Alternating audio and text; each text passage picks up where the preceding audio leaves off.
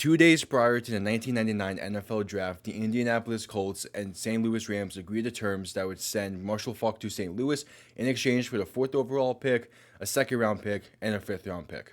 This draft is highlighted by Texas running back Ricky Williams, who is expected to be the first non-QB off the board as Cleveland, Philadelphia, and Cincinnati all go quarterbacks. Most major news sites had this idea in mind as well, with the Colts selecting Williams to pair with second-year star Peyton Manning. The fourth choice in this draft, the Indianapolis Colts select Edgerrin James, running back, University of Miami.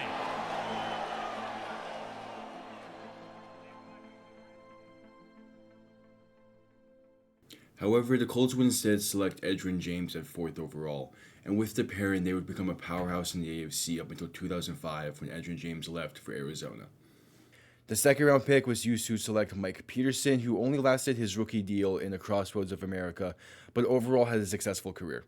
The fifth-round pick became Brad Scioli, who lasted 6 years in the league and started for the Colts for 2 of them with a combined 11 sacks. Meanwhile, Marshall Faulk became a key member of the greatest show on turf and won a Super Bowl of his own. But with Ricky Williams still on the board at 5, a panic ensues amongst the rest of the league, and one team decides to act upon it. The New Orleans Saints, believing that Ricky Williams would be the future of the franchise, decided to trade their entire 1999 draft, a first in 2000 and a third in 2000 to Washington in order to select Williams. But as history has told us now, he didn't live up to his full potential and was traded 3 years into his career to Miami. The Saints got back a first-rounder in 2002, a fourth-rounder in 2002, and a first-rounder in 2003, but had to give up a fourth in 2002 in the process. Miami used that fourth-rounder to select tight end Randy McMichael, who was pretty solid for Miami during his 5-year tenure, but Ricky Williams, as a part of the Wildcat offense, did help Miami win the division in 2008. As for the Saints, they used the 25th overall pick in 2002 to select Charles Grant, who was a good but not great edge rusher for them for 8 years, the 125th overall pick to select K.O. Craver, who lasted 2 years in the league, and the 2003 first was traded with their own first and their second to trade up to number 6 and select Jonathan Sullivan, who lasted 3 years, as well as they got the 37th pick, who became John Stitchcomb, who won a ring with New Orleans in 2009, and the 102nd pick, who became Montrell Holland and only lasted his rookie deal. Part of the thing I learned through this research process was the early 2000s Saints just couldn't draft well.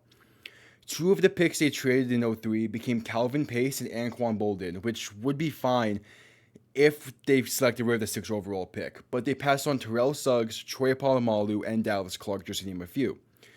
And in 2002, they passed on Jeremy Shockey and Ed Reed. I don't think the outlook would have been any different for the Saints, even if they didn't make this trade, just because they just couldn't draft well in the process.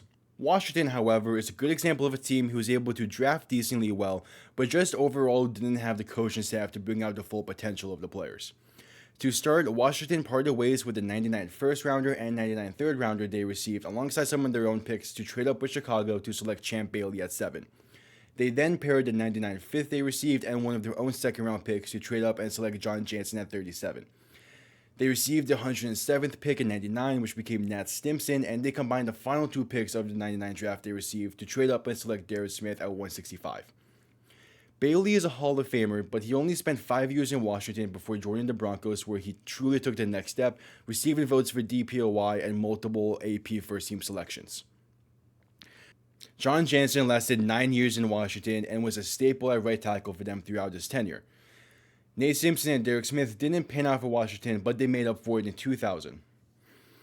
The Saints' first rounder ended up being 2nd overall, and with it, they bolstered the defense by selecting LeVar Harrington, who was an underrated linebacker from the early 2000s.